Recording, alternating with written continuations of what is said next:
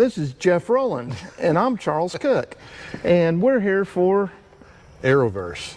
That's right. It's aviation streaming, documentaries, stories. We look at warbird restoration, so if you haven't looked at it, come over and check out the app. Yeah. It's on your smart TV. And Arrowverse, www.arrowverse.com. You can pull it up on anything and check it out. That's right. So if you enjoy this series, come over and look at that, because it's even more better, different filmmakers, different topics. And if you enjoy aviation, you will enjoy Arrowverse. Honestly, we're amateur hour by comparison to some of the stuff we've produced and brought on board, obviously, but we're trying to hook you in with normal stories so you'll go over to Arrowverse and see what it's all about for real. That's right. And part of those stories, or the gist of this series, is Jeff and I's stories. We knew each other very early in our aviation careers, and we're just recounting some of that as we go. And we're building to where we met. We haven't quite got there yet, but we're slowly tracking along. Jeff will be telling his version of where he was at the time of life I'm talking about here in just a minute. Yeah. But today, if you watch the one prior to this, what we're talking about is when I learned to fly in sailplanes, and I just talked about soloing in a 233. Well, flew a 233 out at Cattle Mills, Texas for another 4 or 5 hours, and they pulled out another sailplane called a 126, and that was another Schweizer product. Man. And it was really an epic sailplane. It was the J3 Cub of sailplanes. It was a one-class design, meaning they built it with the idea that they were going to build all these 126s and all the clubs were going to have them. And if you wanted to compete in contest, you could bring yours or just show up because they were all the same. It's the NASCAR theory. The NASCAR theory. All the vehicles are the same, so now we're just testing pilots. Right. Unfortunately, Yes. none of them were the same. There were home-built 126s. You could buy them as a kit from the factory. There were fabric-covered The 120s. metal tails, all kinds of weird stuff. Yeah, it just went all over the place. But it Exactly. was such a great concept. It was a great airplane, though. It was, without a doubt. Yeah. And so, if you don't know what a 126 was, I'm going to give you the general one. Was an all-metal, mid-wing, single-seat sailplane. And this was the companion to the 233. In other words, it was the natural evolution of a step in where you went. Yet, as we talked in the prior one, a 233 was just a step above a glider. And a glider, when it releases, goes down. You do not have the ability to really thermal and maintain altitude. It goes down faster than the wind, air goes up. Which, Right. You know, to get that, you need a real sailplane, and aspect ratio, all the stuff goes up, its glide ratio goes up. But a 233 was a trainer. That was perfect. It was a trainer, and it had a limited thermaling capability. Well, when you got to the 126, you were now in a true sailplane, meaning it was meant to thermal, soar, fly cross countries, and deliver. However, it was squarely mid-performance. Mid, yes. Right. Yeah. Whereas we would say a 233 was low performance. This was squarely right in the middle. Yeah. All And you have to do is look at a modern glider and you'll see the difference. I mean, these huge, long, thin wings with glide ratios in the 50-to-1 range. Right. This thing wasn't anywhere close, but you could actually thermal on a decent day. That's right. It is a great flying machine. It was high 20s, if I remember, Yeah. like 28-to-1 glide rate. So for every foot you went down, you went 28 forward, I think, is about what the performance was. So you could, at a mile high, you could go 28 miles in no That's wind. right. I mean, it's pretty significant. It is. Yeah. It is. So they pulled out the 126, said, here's what you get to fly. Now, at that time, I was still 14, and to understand what was going on here, there was no checkout on that. Someone else could not fly in that with you. Right. They were putting me in a single-seat sailplane. In other words, the first time it's off the ground is the first time you flew it, and there's no one there to correct it if you don't have the, what do we want to say, coordination to fly it. Right. And no problem. So I got in it and began flying a 126. And that's where my flying ability really bloomed, was in a 126.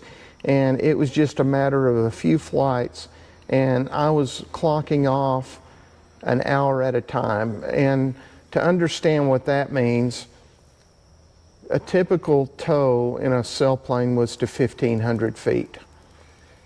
If there was no lift and you didn't do anything right, you could be back on the ground. I have a flight that was 8 minutes. Right. And when I went in, because back then there was a clubhouse and they would watch and write down your time from release to the ground, and that's how you were charged for the sailplane. In other words, your rental rate. They told me, they go, you nearly beat the tow plane to the ground in my 8-minute flight. Yeah. And then you could do a higher tow, which was to 3,000 feet. So it was double the 1,500, and you would go fly. Well, I got flying the 126, and this was kind of a sports car compared to the 233. So I found the Falk to be like a large dump truck to fly. I get in the 233, the two-place one that I soloed in, and I went, this is a much nicer flying airplane. And then I went to a Porsche or a Corvette, is what it felt like. Yeah. You know, just airplane that wanted to do anything you wanted to do, easy to thermal. And like I said just a second ago, if there was a thermal, I had the ability to stay up an hour just without even really trying. And I began flying with the other pilots. And where I'm going there is, typically at a glider port, they get 2 tow planes and a line of sailplanes, and they begin launching them. And if a guy can't stay up, he enters the pattern and lands and re-enters the line of gliders to take back off. Well, I was not having to re-enter that line. I was able to stay up and thermal and stay under the big white cumulus clouds here in Texas. Well, the point of this one is to tell you just really 2 stories. Is I was out there one day, and the wind was blowing about 20 to 25 knots, and they weren't going to allow anyone to fly. And this was a day when everybody came out thinking that it was going to be a good day to fly sailplanes. Well, we just stood around talking in the clubhouse for an hour, and the wind waned down to about 15. In other words, it started to show a decreasing trend. And being an eager beaver, I had already pre-flighted my 126 along with a couple other guys who were eager beavers.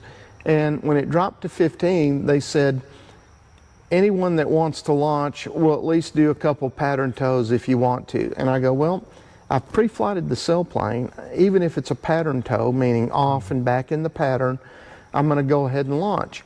So a guy took off ahead of me, and I never saw him again. I don't know what happened in his flight. And I was the second one to launch. And because the wind was blowing, the 126 was not real good at wind penetration. So if the wind is on the nose, you really had you couldn't make much forward headway. Yeah, you didn't make much forward headway over the ground. It was no different than still air. Sure. But your penetration rate was very slow. Yes. So, and I wish every power plane pilot could understand this exact concept, but go ahead. Right. We're going to get into that someday. Right. So the tow plane pulled me to the windward side of the sailplane port, and I went, well, here's a good place to let go, because I really can't penetrate the wind, but I can fly around a minute, fly downwind, and come around and land. And I no sooner than released, and this was a day where there were no clouds, gusty wind, was really not a pretty day. And as soon as I released, the airplane bucked pretty hard, and I went, that felt like a thermal. And next thing I knew, I was going up, and I went, I can't believe this. I think I found a thermal.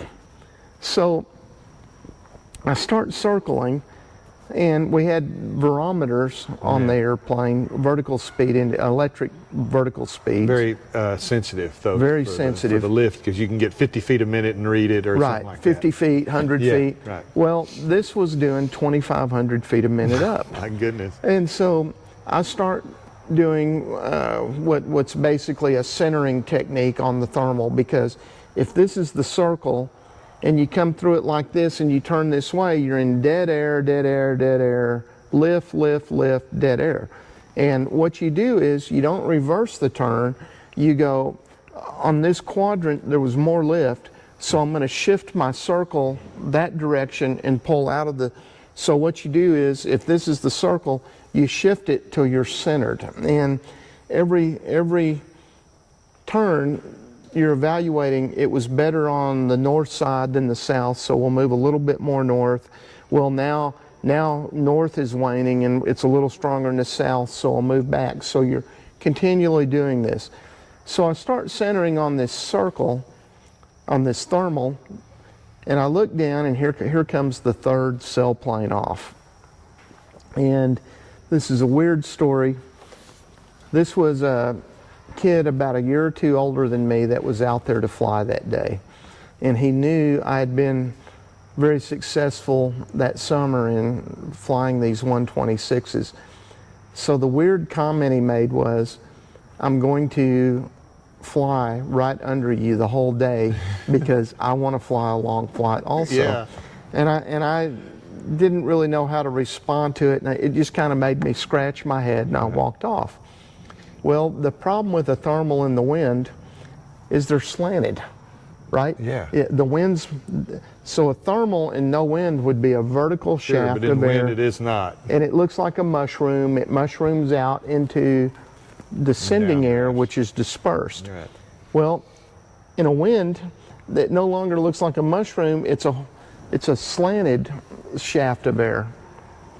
So I'm centering on this thermal, and I'm noticing I'm drifting, drifting in the center of the, you know, as I center, I'm Yeah. drifting across the glider port. And which way's the wind blowing? Yeah. Well, obviously. Yeah.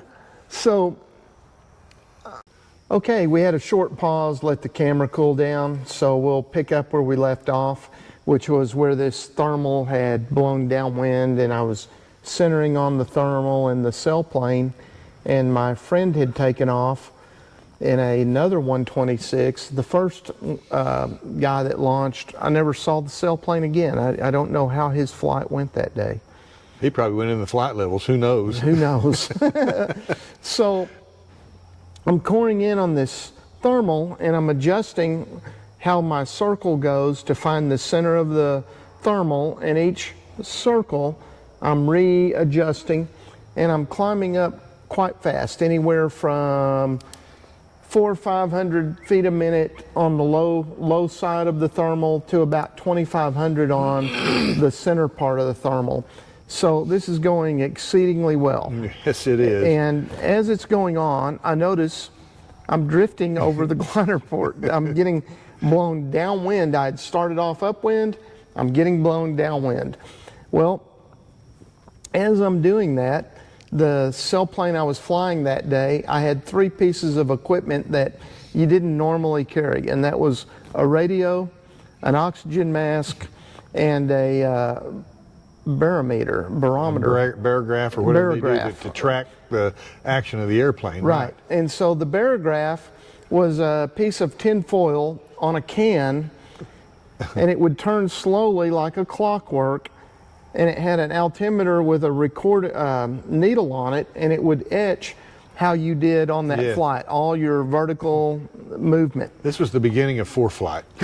Pretty much. This was early ForeFlight. That's right. So I had those 3 things on there because everyone had anticipated this great day of sailplane flying, which wasn't. And when I pre-flighted the airplane, I had thrown in the oxygen mask, made sure it had a radio, and grabbed a barograph, a recording barograph.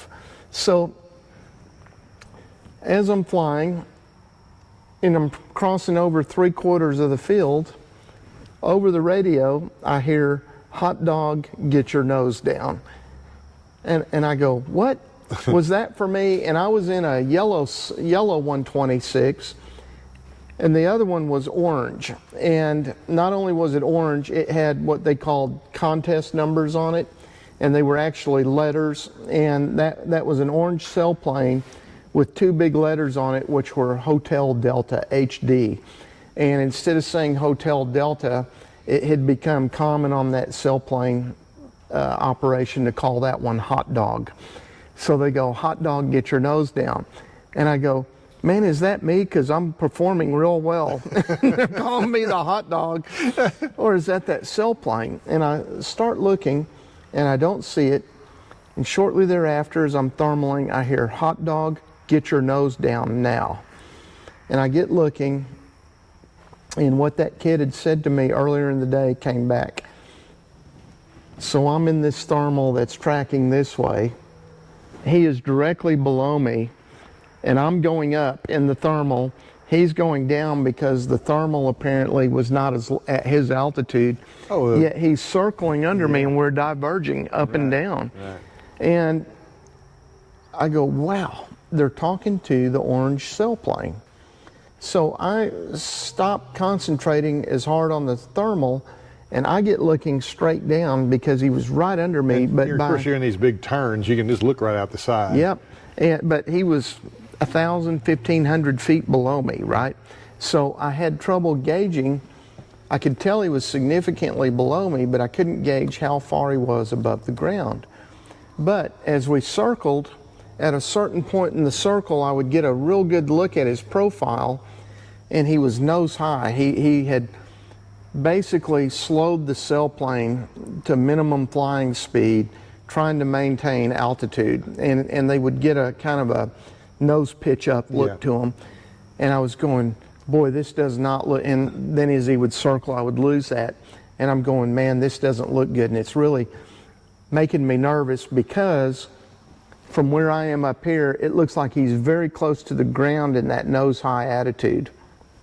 And just as I was noticing that thing stutters and it goes over on its back and enters a one-turn spin, which was something that could happen in sailplanes. It didn't very often because you had to get them way out of shape for that to happen. But at least you were well versed at getting out of them because you did them almost every flight when you're learning. Right. When you learned. So it's not a disaster. No, you learned. They trained you on that because that was something that could happen. Sure. Unlike a power plane where they just talk to you about doing a spin. It's nothing like doing it the first time. There's no way you can express how crazy it feels. Right. Even though it's a very simple maneuver. Once you do it a few times, it's basic. But when you get in one inadvertently and you hadn't been in one, I can see why guys can't get out of it. Catches you off guard. But very, very easy maneuver to recover from when you are trained up on it. And it doesn't take long. No. So this thing, he gets into this one-turn spin and pops out, and he was kind of aimed away from the, 90 degrees to the runway. And as he flattens out, they were in a Jeep on the ground that we would tow the sailplanes back and forth to the hangar in, and it had a radio. And they go, Hot Dog, land the sailplane now. And that sailplane comes around, and that's when I realized how low it was, because he barely crossed the boundary of the airfield and was on the ground, and you didn't do that in a sailplane. You planned a perfect landing was a quarter of the way from the arrival into the runway, and then 3/4 ahead of you. That was kind of a pad. So if you were short, you had a quarter and then 3/4. Something to work with. And he had it stopped before it even got to a quarter point on the runway. And when it stopped, the Jeep and all these people started running over to it, and I could see this on the ground, and I go, I don't know what just happened there, but he's on the ground, right? So I continued the thermal, and I go, and I was always kind of good about this, just quit paying attention to that and get back to what you're doing. You can't handle that, but you can handle what you're up to. So I got coring in on the thermal again, and in the blink of an eye, I was at 10,000. Well, 12,500 was mandatory oxygen mask. I'm going up anywhere from 500 to 2,500 feet a minute, so it was coming up fast. And I reached down and grabbed that oxygen mask, and the way those old masks work is you wore a helmet and it would clip on, and it was made with clips, and then it would, and the way the clip worked is they would engage and then you'd snug them up. And I really had only done it once before. And I had been very well schooled on do not get the mask on wrong, make sure you're getting oxygen, right? So next thing I had to do is I started flying the sailplane with my legs. They were pretty easy to trim out, and you could kind of rudder and aileron them with your legs, fighting that mask. So I get this mask on finally. Gosh. And there was a blinker to show you would breathing. So you would take a breath and the instrument would open up, and you'd exhale and it would close. So I got it all down and I go, okay, I'm ready to go. So I get that and I continue this thermal, and this thing's just going up, and before you know it, I'm hitting altitudes I've never hit. And I'm going, man, what a deal. Yeah. But at the same time, I'm drifting further and further away from the glider port. And Downwind. downwind. With an airplane that doesn't penetrate that doesn't well. penetrate. Right. And I go, but it's okay because I have so much altitude, right? So I keep going, and I distinctly remember I got to 18,000 feet on the altimeter, and I was going, man, I'm about to hit 20, and that's a milestone, right? And all of a sudden, I couldn't get it to go up another foot, just stuck. And I'm circling and circling, and I'm trying to just find just a vestige of this thermal somewhere to keep going up, and I couldn't do it. And that's when I really noticed I'm moving downwind, but I'm not gaining any altitude. Yeah. And I went, enough of that. Here's my 15-year-old game plan. I'm going to fly the same ground track I just flew and find this thermal again to punch up to 20,000. Well, I fly all the way back to the glider port, which was a straight line. I don't get in lift one time. And as I cross the downwind boundary of the glider port, I go, man, I have blown all that altitude just to get back to here, right? And I go, well, I got in it on the upwind side of the sailplane port, so I'm gonna fly up there. So I flew up there, and I no more got into what I thought was the area I entered this thermal, and I go, well, this is my commit point to the pattern. I don't even have time to look. So I turn downwind and I come in and land. And when I land, the wind is now back up to the 20-25 knots. Only 3 of us took off. The first guy that I never saw again, even after I landed, my friend who did the spin and landed, and then me. So they run up and they're like, man, this was a bad deal. They go, your friend nearly got killed in that sailplane. And I go, man, I thought something was going on because I heard y'all talking on the radio, and I saw him do that spin and come in and land at the glider port. And I go, it kind of scared me. And they go, it didn't scare you near as much as it did us on the ground. They go, 'cause for us, it was jaw-dropping. And I go, wow. And they go, well, we're going to handle that. Don't worry about it. You did great. And they go, give us the barograph.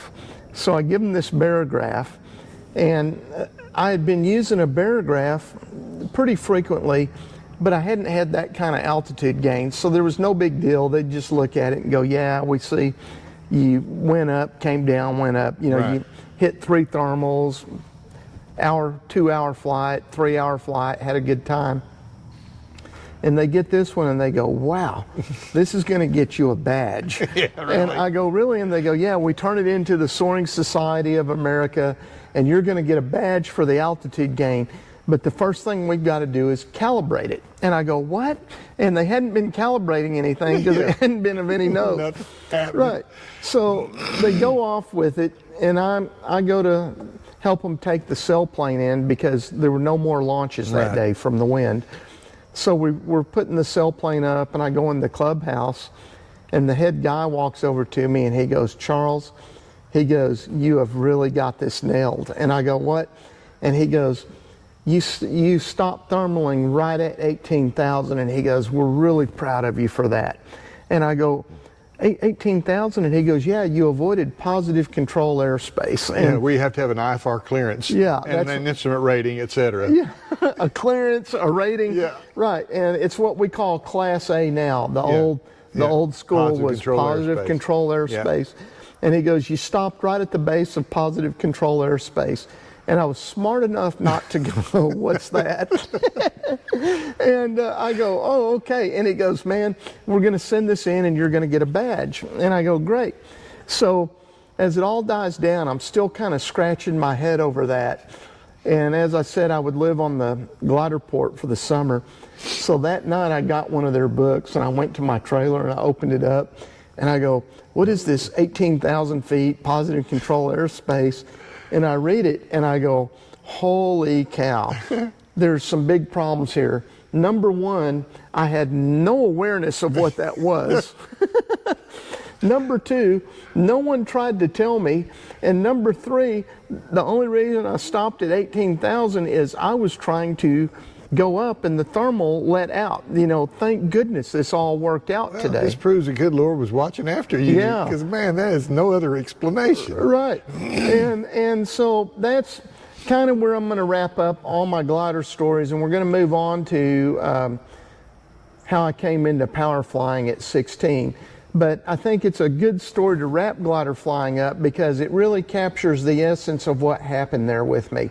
I became very skilled at it. Everybody was very excited about how I was doing, yet they taught you fantastic stick and rudder, fantastic formation, spins, spot landings. Landing without a motor never bothered me, yet they didn't explain one rule to you. I had no awareness of what any of that was. And not by fault of my own, because I was 14, 15, and then going on 16, and no one mentioned, by the way, you might want to know, here's how you enter a pattern for left, and the reason we do left-hand patterns, it was in a sailplane, hey, we come in on, you know, we do a left-hand pattern, but hey, if you're on the other side of the airport, you just do what you got to do. Yeah. Right, there was, well, you know, you take that Caddo Mills Airport and you put a cylinder around it. Yeah. Nobody's going to go that far in a glider. Right. It goes up to 18,000 feet. No one's ever going to go up there. Right. Why would they waste your time telling you about it? They didn't. Yes. I would be like, no, I would never tell anybody about that. That's just stuff that, man, you're just clouding my brain with stuff I'll never need. All of a sudden, there's a kid that goes up there. That's hilarious. Yeah, and so really, when I stepped into powered planes at 16, it was a very natural, timely step, and it was time for me to move on from what was going on at that glider port. And when I say that, it was nothing but good, but to track into professional pilot, I had really kind of gathered all I could out of that experience. Yeah. Oh, no question about it. Well, again, anyone that wants to learn to fly, especially if they're young, find a place to do that, even if you just do it for a few hours. And I've said, I told this the other day, but I'll reiterate. I took my son over at 13, intending to have him solo it on his 14th birthday in a glider at Caddo Mills. I lived out near there, actually. And he flew a few glider flights. I mean, he was a different pilot that day. Yep.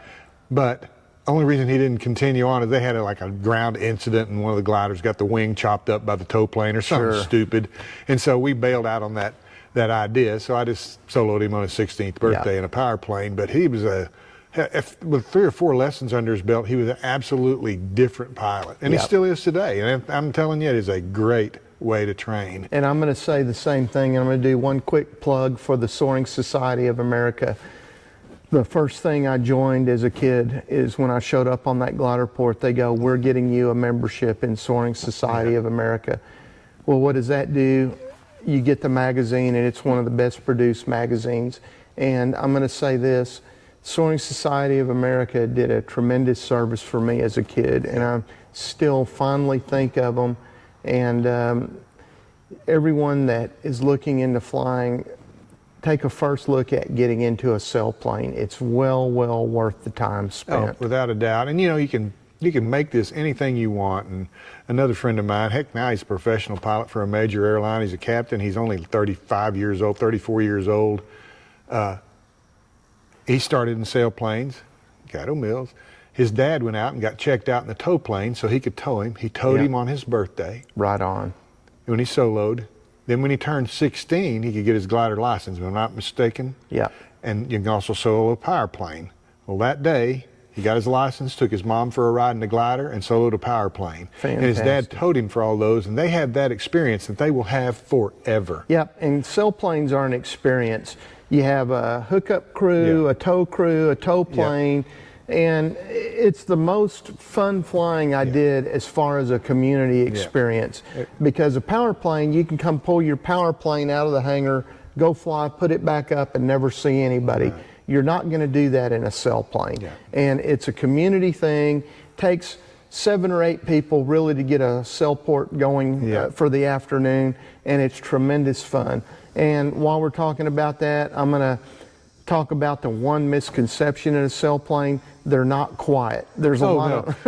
I start hearing things in it like banging cables and creaking. You're like, well, this is all going on in a power plane too. We just can't hear it. Right. It is very true. Yep. It's very true. A lot of noise in them. I had one luck out experience. I did more towing than I did sailplane flying. Right. And any kind of flying time, I'm getting it. And one operation used a decathlon to tow because they didn't have a scout or anything. And it's a little tedious because they climb at a faster speed. And the guys are back there fighting it. But nonetheless, didn't matter. When we'd break loose, we'd tow them to 1,500 or 3,000 sometimes.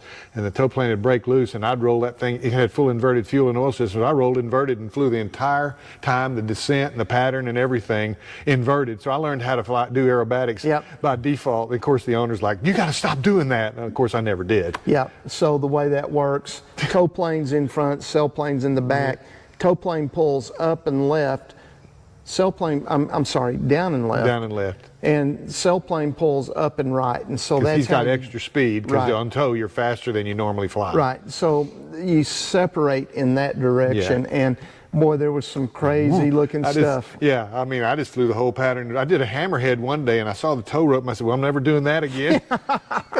Just only a young person would do goofy stuff like that. But it's just part of being and growing up. Yep. And it's a pretty safe environment. I used to get a little pushback, when my son was 16, he'd take the J3 every weekend and go somewhere with his buddies in another airplane and go to place on Texome or whatever and shoot landings until dark and stay the night, etc. And aren't you worried, he's out there flying a plane by himself all over North Texas or wherever? Yeah. And I'm like, I'd be a lot more worried if he was out here trying to hustle a beer across the county line with his buddies in the car full of kids having a wreck somewhere. Well, on the airport, glider port, airport, you were surrounded by a group of guys doing aviation. Aviation, no drugs, no drinking. That's right. It's just a completely great surrounding. The biggest thing you'll do is barbecue and roast weenies at night and shoot and tell lies about flying. Yep, and the thing is, when I was 14, 15, 16, I so much wanted to be a part of that group. Yep. There was no way I was going to go out and do something to get myself to jeopardize removed. that. That's Absolutely. I asked him one time, I talked to my son, hey, I like it because he goes, oh yeah. And, when grown-ups quit flying for the day, they may have a beer or something, or even start before the end of the day, and just normal adult stuff. And he goes, "We'd never do that, man. There might be another airplane to fly." Well, they just wouldn't even consider it. Yeah, it wasn't in their. It wasn't in their lexicon. It just was a great environment, and I had no problem letting him take off on Friday after school and just go off with his buddies with airplanes. Well, we're going to get into that with me. My parents had no problem with me skipping school, and this is true story. I could skip high school as long as it was to go fly airplanes, and that led into a crazy story or two that we'll get into later. So we're going to wrap it up there for me. Now I'm moving to 16, and I'll tell you how I met my instructor and how that went and what went on there. And actually, that part of the story, we're putting the first toe into how I rolled across Jeff and we became friends for life. So that's where we're headed. And thank you for watching. Tune into Arrowverse. Definitely tune into Arrowverse. There's a lot of professional stuff on there too, but we think this is interesting because it's going to relate to other people. Hey, maybe I can do something like that. That's right. This is why we're doing it, for Arrowverse and for that. And you can do this, and that's the whole point of Arrowverse. One of the things we have on there is ALPA. AOPA is a big promoter of pilots, aircraft owners, and business aircraft. We're all here to include you. So thank you for watching. They're vested in your future. They really are. Yeah. They've got a lot to offer. So we will look forward to coming on Arrowverse. I think you'll really like it. You bet.